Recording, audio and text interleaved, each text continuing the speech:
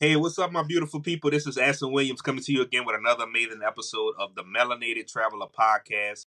A podcast and a platform where we promote Black travel. We share tips, we share stories. We have amazing guests that come on that helps you navigate the world. And we trying to connect just the diaspora all around the world and also other people, other ethnicities, right?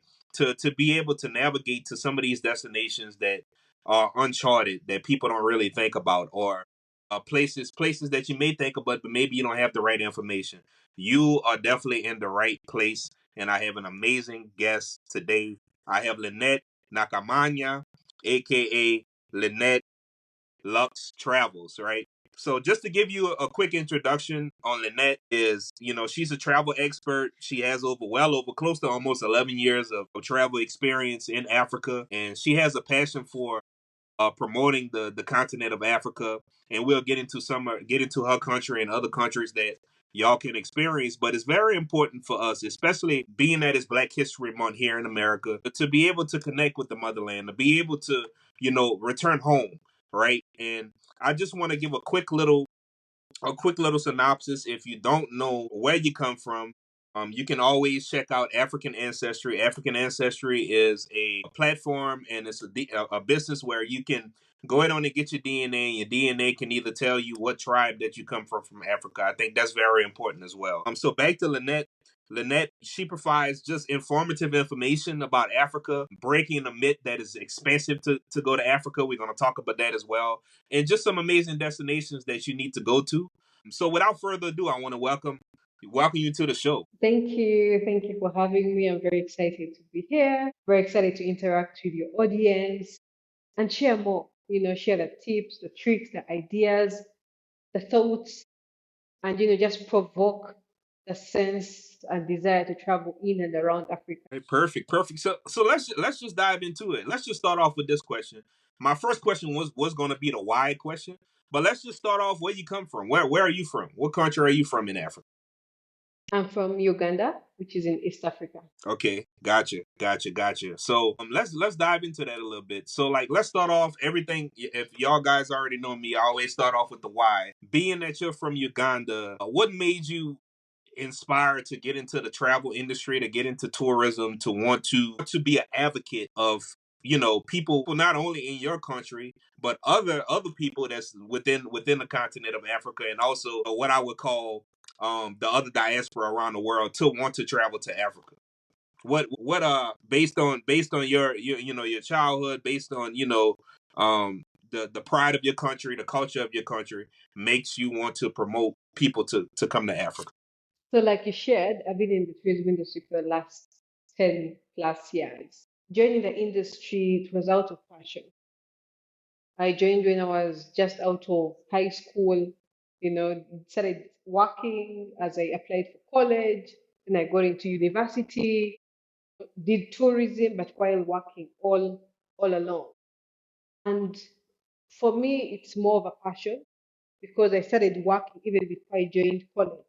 So as I joined university, I was basically just looking at everything that we had in the classes was making sense.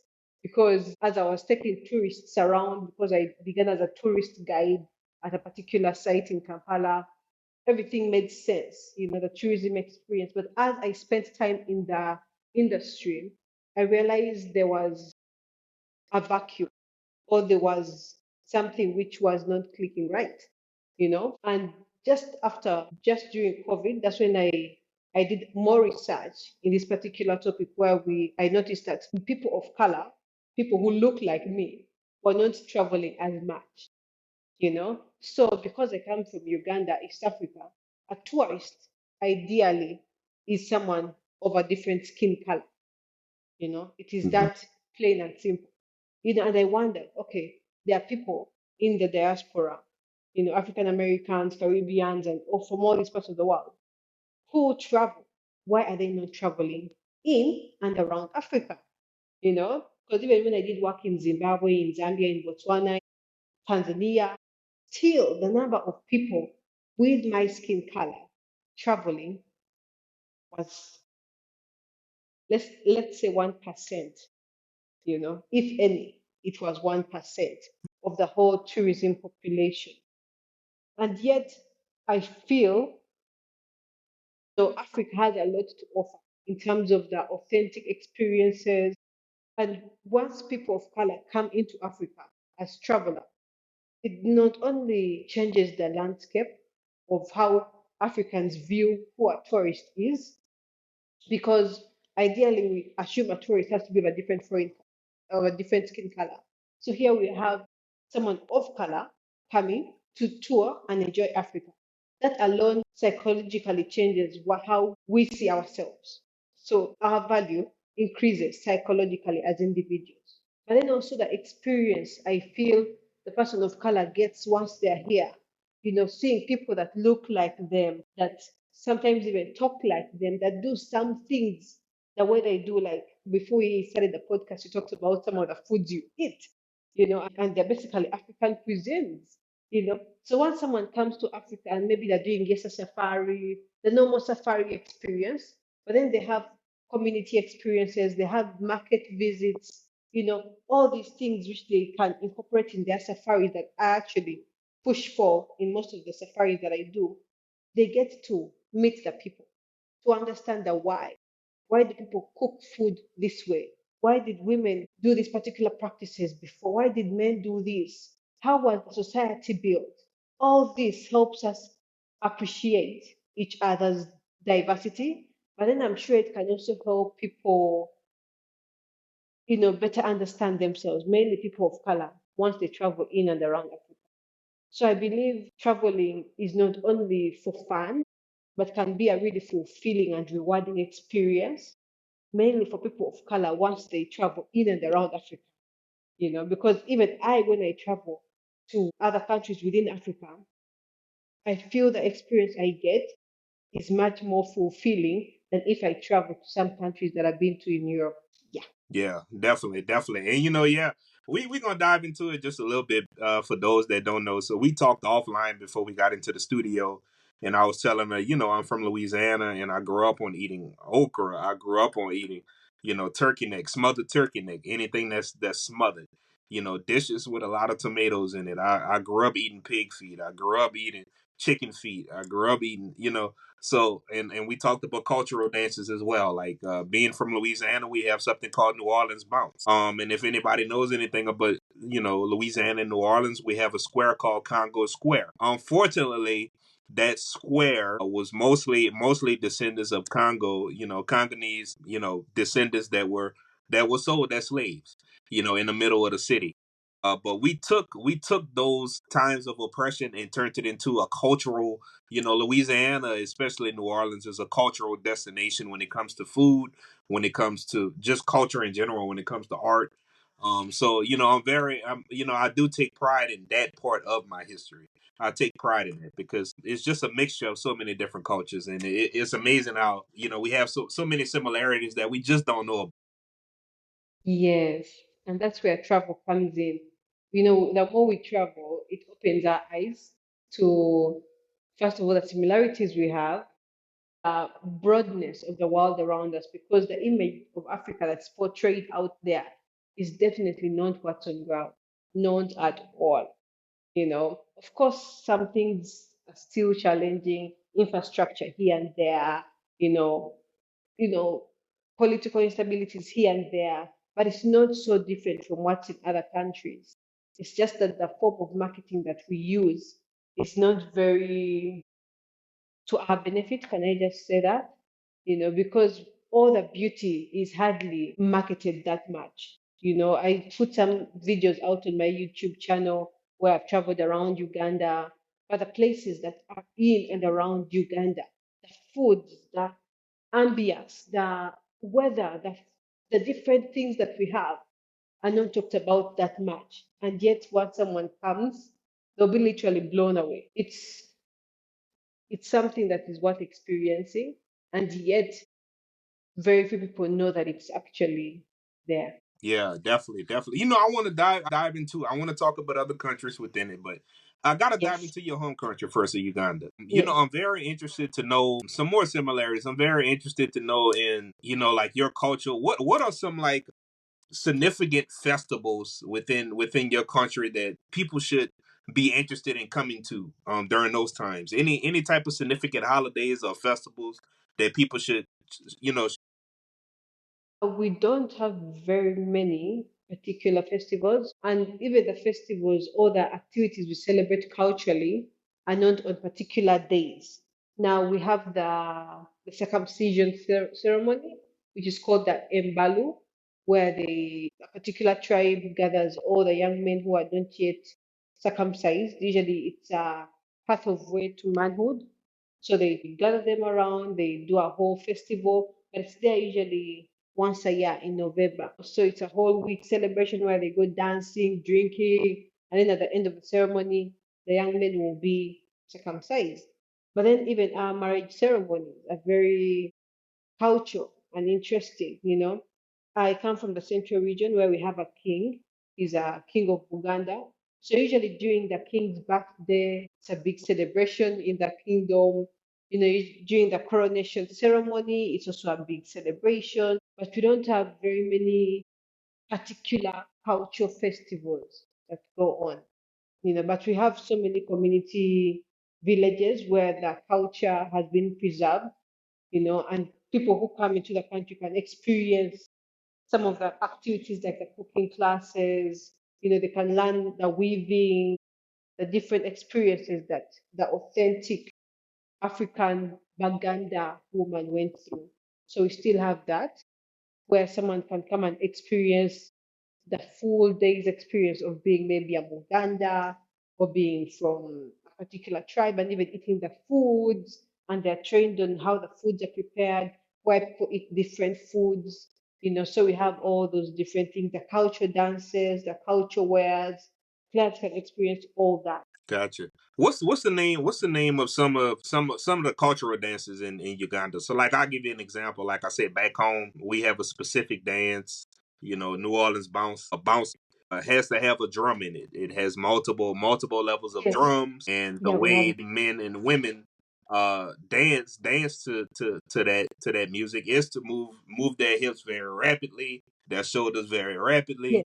You know, the backside very rapidly. What's some of the name of some of the cultural dances in your country? Yes, that is exactly what we do, you know, because first of all, my country has over 50 tribes. So every tribe has something different in their dances, you know. So for my tribe, the women basically move mainly the waist and the backside, you know. The behind, they just move the behind, while the men do the drumming. So we have different types of drums. We have the long drum, we have the short round drum, you know. So all the drums produce different rhythms. And so some people are particularly just drumming, and then the ladies are dancing. And something unique about our dances, mainly for my tribe, every dance has a different meaning. So dancing was not just done for entertainment, it was done with purpose. Usually during the harvest, when the different communities have come together and harvested, and there's a lot of food in the community, there was a particular way people used to dance. You know, when it was during the time of courtship, when young girls are looking for men and vice versa, there's a particular dance they used to showcase, and a different way they would play the drums. When the king is coming into your area, there's a different drum you play. Actually, there are a chain of drums basically for the king, which are sounded whenever the king is in the area. You know, and luckily for us to still have our king, he's more ceremonial than political, but he's around and he's very influential to the people. So these dances are very different. And then some tribes have dances where they put up their hands and just string their hands around. There are those that dance while jumping, and there are those that definitely just shake their waists. And then there are those that dance while shaking their shoulders, like you said. So different tribes have different dances, and every dance has a different meaning attached to it. So they are very beautiful experiences to see. Got you. What's some I'm interested in the food too. I don't want to skip that. Yes, What's some traditional Ugandan dishes that people should try whenever they're in your country? yes. So the foods, Like I said, we have 50 something tribes, 56, and every tribe has a different food. But one thing that stands out, Uganda is the food basket of Africa. Uganda is the only country you're going to visit. No matter what time you come, January or December, we have fresh fruits and vegetables throughout the year. I want that just to sink in. Before we even go to the local cuisine of every tribe, we have fresh, organic fruits and vegetables throughout the year. I didn't know how big of a deal this was until I traveled to my neighboring countries and countries within Africa that hardly have most of these fruits and vegetables. And then when it comes to food, Uganda is the only country you're going to go to where they serve sauce and all foods. I'm going Mm. to explain this in a bit, where they say maybe if you're having goat curry with all foods. So all foods has a bit of matoke, which is banana. Then there is cassava, there is sweet potato, there's Irish potato, there is pumpkin, there is yam, all on one plate. And sometimes there are some little greens and some chapati and some spaghetti, all on one plate, plus your curry. So it could be goat, it could be chicken, it could be fish, it could be pested mushrooms, pested meat, pested fish, pested okra, which they call bo and marakwa. It could be millet bread. Millet bread is almost like posho or what some people call pla or ugali, but it's a brown one. Mm. And then there's also the white one. So we have all those foods on one plate. And this is a normal way of serving food in Uganda. My mouth watering just thinking about it. I grew up on eating greens, like I said, collard greens, okra, oh my God, yams, I grew up on that. Oh my God. And now you got me hungry. Now you got me hungry. So shifting gears, you talked about the seasons. Is it any like particular season like people should, year round is fine, but is it any like particular season people should come, For like a Uganda, special season? for Uganda, we don't have a special season because even our weather is constant. Uganda is the only country I have been to in Africa where I don't need AC in my car, because it's Mm. cool. Like the temperatures are very cool. Like if it's very hot, it's maybe like 30 degrees. If it's very cold, it's like maybe 18 degrees, and that's when it's very, very, very cold. And it can't be that cold or that hot for like a long period of time. It can be maybe for 1 or 2 hours, then it will go back to the normal 25, 26 degrees. So the weather is amazing throughout the year. But some other countries, of course, they have better times. Like now, if you're going to the south side, that is Zimbabwe, Zambia, Botswana, usually it's more advisable to go during May, June, July, around there. Mm. If you're going to Zimbabwe, Zambia, Botswana, because from November, December, January, February, it's a rainy season. So some of the activities become tricky to do because of the weather in those countries, you know? Yeah. But then also with Kenya and Tanzania, it's open throughout the year apart from March and April. Those are a bit of low seasons for them, but the rest of the year is practically active for tourism. Gotcha. The reason why I'm still on your country is because I feel like when it comes to East Africa, Kenya has been getting a lot of love lately. Tanzania has been getting a lot of love lately. And that's why I'm spending more time on your country, because, people say, yeah, I'm going to Kenya, I'm going to Nairobi, and now Tanzania is starting to be a thing now. Right. And Yes, that's I'm just telling you, that's the reason why I want to stay. I'm staying on Uganda for a while because, I feel like it's important for people to know, like, don't pass up Uganda. Right. You yeah, you can you can have definitely. a great time in Uganda. A great Yeah, time. and there's even so much more. So we have a lot of adventure activities. We have a place called Lake Bunyonyi, where we believe the Wakanda, one of the scenes from Wakanda, the inspiration came from there. It's a very beautiful lake. It's called Lake Bunyonyi. I hope you can Google and look at it. It has some of the very scenic views. And I also believe Uganda can be a very good spot for wellness tours. And our culture is one thing that I feel we can sell out the most because it's one of our unique selling propositions. Our culture and our food. Because you won't find this in any neighboring countries. You won't find this in Kenya or Tanzania. The cultures that we have and the food, like we're so next to each other, but our cuisines are so different. Our cultures are so different. Our weather is so different. I feel Uganda is a hidden gem with so much to offer. That someone, even if they're traveling, yes, let's say to Kenya or Tanzania, they should definitely add at least 3, 4 days for Uganda because there is so much more away from safari, away from the gorilla tracking. Even though we have a lot of that, we have a lot more to offer, even in the historical aspect, in the cultural aspect, in the cuisines, in the lifestyle, going to craft markets, people going to visit, all these different societies, like going downtown in the markets to see how does the normal Ugandan live like, people going to climb mountains, people who like hiking. There is so much to offer in this beautiful country that sometimes we don't even talk about the things that we have. Right. I'm very interested. This question might get you off guard, and I'll tell you why I'm asking it. What role do elders play in your community? What role do elders play? Yeah, elders play in your community. Okay. Oh, that's a beautiful question. It's not actually bad. Yeah, because we've been emphasizing sustainability in the tourism industry, we have realized that the elders banks of wisdom. They have a lot of wisdom and knowledge. And while we are promoting culture tourism, we actually go back to our elders and ask them, why did you cook this food this way? And the elders share. So most of the cultural villages you're going to go to, most of the community experiences you're going to go to have been guided or even set up by the elders. And some you'll even find really old people who are sharing these experiences with us. Because most of us young people might not have grown up in that way of life, might not have experienced these things.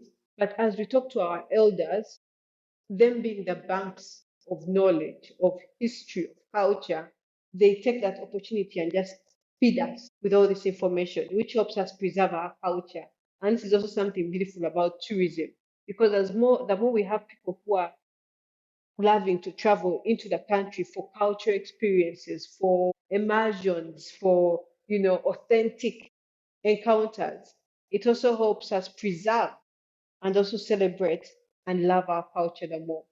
So the elders come in that aspect to feed us with the knowledge and the wisdom, which we can then package in the different tourism culture products that we have. Got you. And when it comes to like accommodations, let's say I just landed in Uganda, what are some neighborhoods or what are some, I guess, areas within Uganda or some major cities that I should consider going to? And I think it's one. I don't know if it's a city or if it's a community, but is it? I'm probably gonna destroy the name, y'all. She gonna correct me. Is it Kampala? Kampala? Yes, yes, yes. Yeah, that's our capital city. But by the way, Uganda is a developed country, you know. So we have 5-star hotels, 6-star hotels in and around the country, not only in Kampala, because we have tourism all over the country, in all the different districts of the country. It's easy to find a decent hotel, you know, ranging from roughly $50, $100, 200, depending on the class you're looking for.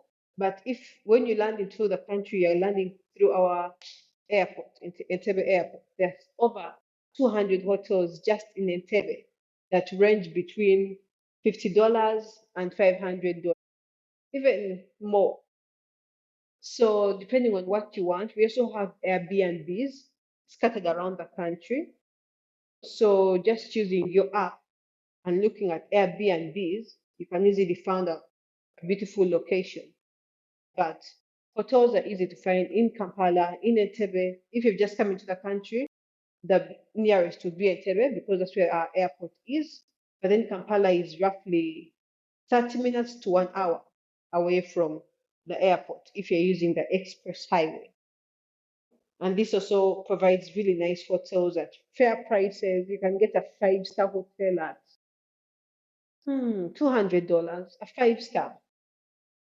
So, and the price goes lower as the stars also go lower, but the service still remains really fair, good enough. Yeah. Gotcha. Wow. That leads me to my next point. I'm glad you brought up about interstates, highways, guys. And I'm speaking for the diaspora that's not in the African continent. We have grown up, and I'll just share mine, right? So like before I started to open my mind and I started to travel, I started to explore. Mostly all the commercials that you would see, the propaganda that you would see, in my country, in America, is they would just show children hungry, and that's it, and that's Africa. That's all they would show, or they would show a area of which obviously every country has had groups within the country that would press against political figures. Yes. But in my country, that's the only thing that they would show about Africa. Like that's the Yeah. only thing. I understand. I understand. That's what they show us. And just the same way in our country, they only show us the good side of the US. They don't show us the school shootings. They don't show us the homeless people. They show us only the good, you know. Yeah. So Mhm. it's understandable. I think it's a marketing strategy, and that's one of the reasons why I look out to be hosted on as many podcasts as I can to share the information, because if the marketing strategies, the marketing companies are doing this, let me do something as a tour operator to change the narrative. What the best I can, because I can't fight the corporations, I can't fight all these agencies. The system has been developed like this for a reason, for a while. So things don't happen by mistake. But what can I do to change the narrative? And that's what I'm doing. Yeah, yeah. Yeah. Definitely, definitely, definitely. And that leads me to my next point is like so like okay, like besides your country, let's get into some other destinations. Being be you could just talk about East Africa if you want and dive into those countries. But what have been some of your besides your country, Uganda? What has been some of your favorite countries that you visited within your continent? I've visited and done work in Rwanda, in Tanzania, in Kenya, in Zimbabwe, Zambia, and Botswana. So those are the countries that I'm familiar with. So with Rwanda, I love the security and the order. It's very organized and very safe, very organized, like scary organized, like it's very organized. Security is good. Yeah, and clean. The city is very clean, because even when you're entering through the airport or through the bus, whichever route you're using to get into their country, polythene bags, like plastic bags, single use plastics, are not allowed to enter into their country. Like whether you're in the airport or where you literally have to remove them. And this has been going on for over 10, 15 years, more than that. So they have really preserved that trend, and it's a beautiful country. Tanzania is great. It's big on safaris, really big on safaris. It's a Swahili speaking country, so some people might have challenges with the language because it's predominantly Swahili. You'll get some people speaking English, but not that many. It's predominantly Swahili, but you can still get service and your way around. Kenya is also good. They have the English, they have the safaris. Yeah, it's an okay destination. They have good coastal experiences. That is Kenya and Tanzania. Tanzania, Zanzibar is beautiful for the coast. But I've seen some people complaining about Zanzibar because they feel it's like what? Catfishing? Someone said that. But I feel Yeah, it's just a merge of the authentic Zanzibarian with the luxury hotels, the luxury villas.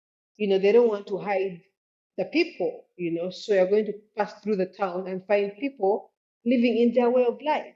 But that doesn't stop the investors from putting up a really luxury resort and putting up something 7-star quality. So I feel some people just misunderstand Maybe if they see the luxury resort, so there's no room for this other person, but this is their country. The investor came, yes, he put up his property, but this other person, even though they're not wealthy, they deserve to be there, to have their house there, to have their children going to school. So when I see people, saying that it's not what you see online, I feel it's just a failure to understand that we're having coexistence of these different communities. Yeah, that's what I can say about that because I've seen a few people complaining, but I think it's a beautiful destination. Yeah.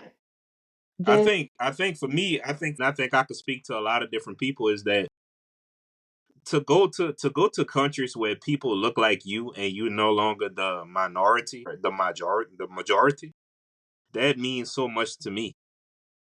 it, I think it's very important, like to see black people on billboards, to see black people on money, on currency. I mean, that's just something that as a person that's not born and within the continent, it's something that truly amazes me, and it brings a smile to my face just thinking about it. Like, and that's absolutely amazing within itself as the reasons why people should go. So let's shift gears for a second. Let's get into your business. For individuals that want to travel to Uganda and travel to these other places that you mentioned, what are some type of tours? And I know you normally base the experience based on the client, but could you just give me just a quick synopsis of your business, the type of services that you provide to people that want to travel to that area of of the continent, and the experiences that you can curate for that particular client? Okay, thank you. Like you've said, depending on the client's interests, we develop wellness packages. That's something we're really big on. We develop group packages, we develop private packages. So group packages, this is where we have 15 to 30 people or 20, where sometimes groups of people come together and do cost sharing, and then we design an itinerary for them. So some of the trips that we create or activities, they're usually like, depending on the client's interest, still, they can be 7 days, they can be 14 days, and they can be across different countries. So some people can say, I want to do Tanzania and Uganda. I want to do Kenya and Uganda. I want to do Uganda only. So we develop those packages for them. I feel one of our biggest sellers has been the group trips where people come together as a group and they're like, okay, we are a group of 12. We want to do a trip in and around Uganda, maybe do a bit of Tanzania, do Zanzibar, and then also do something in Uganda as well. We arrange those kind of trips as well.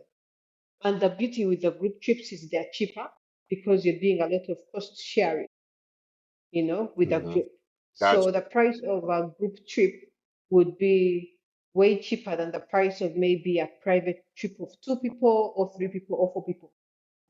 So that's why I think a number of people do the group trips. But then we also do the wellness trips where most safaris that have been developed are back to back. Like you get up in the morning, you go for early morning safari, you come back, you have your lunch or your breakfast, then you go back to the for a game drive. You come back, you go to the community. So you find sometimes tourists are coming into the continent for a vacation, but at the end of the vacation, they need another vacation from the vacation.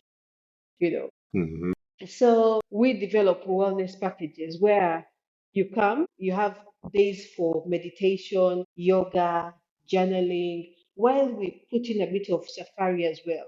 So we have like maybe a 10-day wellness safari where you have 3 days broken down in between all those 10 days where you just do yoga, you go to the spa, you relax, you do yoga, you meditate, as well as also doing the safaris along that. So this helps you go back to your country rejuvenated, relaxed, and refreshed. And sometimes this journaling we do is guided journaling, whereby we can help. It's mainly for women groups, where it helps them rediscover themselves. So you come and you're in this beautiful resort, in this beautiful destination with an amazing view, and you're just in a group with some women and you're just journaling. talking about your life, sharing your experiences. So we provide those personalized experiences that provide a wellness, holistic experience. Then we provide culture packages where you come and we take you for city tours, we take you for culinary classes, we take you through the history of the kings, we take you to the king's palace, the king's parliament, we take you to all these places that have a lot of culture. We take you to other tribes where you go and see where people keep cattle, you milk the cattle, you see how they make ghee or what you call cheese. You have all these authentic foods, you're staying at the farm, you wake up in the morning, maybe you go for fishing, maybe you take the cows to graze and you're drinking milk straight out of the cows like others, like literally do the milk. Like you wake up in the morning with a cup, you go to the cow and do the milking. So you have that whole beautiful experience. You go to the beehives, you pick honey, you make some cookies, or you just have it on your bread. Yeah, so there are different experiences that we can create based on the client's interest. But we have seen also a growing trend of people liking to come and go to different countries. Someone will come and say, because it's expensive to come to Africa, it makes more sense if I do Uganda, Kenya, Tanzania, or I do Uganda, Mhm. Tanzania, blended packages, which also is really good because I know it's really expensive to come mainly from the US. The air tickets are quite high. And it only makes sense once you come to explore and expound on all that you can do Yep. within a particular destination. Yeah, so we also organize that very smoothly. So that someone comes, they say either they want to start from Uganda, end with Zanzibar, then fly back home. We do all the ground handling in that regard. Yeah, and then we Okay. also do our trips depending on the client's class. If the client wants luxury services, we provide that, mid-range or budget. Yeah, so that also guides us on the kind of experiences they do. Yeah, luxury, mid-range, and budget or lower mid-range. Yeah. Gotcha.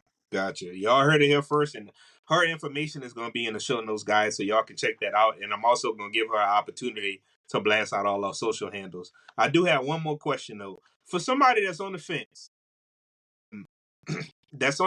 that their family hasn't really explored, or maybe they don't come from the best background or a good background, and they want to start exploring and they want to get out there and travel and they want to travel to Africa, but they're on the fence. What could you tell that person right now to motivate them to hop on that plane right now and fly to one of these beautiful African countries? It's simple. Just do research about Africa, particularly put in your search engine travel within Africa or trips around Africa. So many people have traveled, and this can help you remove the fear. It can help you remove the fear because I know most people fear to come to Africa because they don't have information. But if you just Google, you go on YouTube, you go on Instagram, there's so many people right now who have made it their life's purpose to just promote the beauties of Africa, the travels within Africa. So doing that can help boost your confidence of, okay, maybe Africa should be my destination. Then also it's important to have your personal interests at the back of your mind. What do I want to experience? What do I want to see? What do I want to get out of this trip? Because that will also help you to know where to go. Do you want to go to Victoria Falls? Because Victoria Falls has a lot of adventure. You're going to do helicopter rides, you're going to do zip lining, you're going to do bungee jumping, you know, all these things just in the Victoria Falls region. Then you're going to see big herds of elephants and all these things in these particular countries. Do you want to do more culture experiences?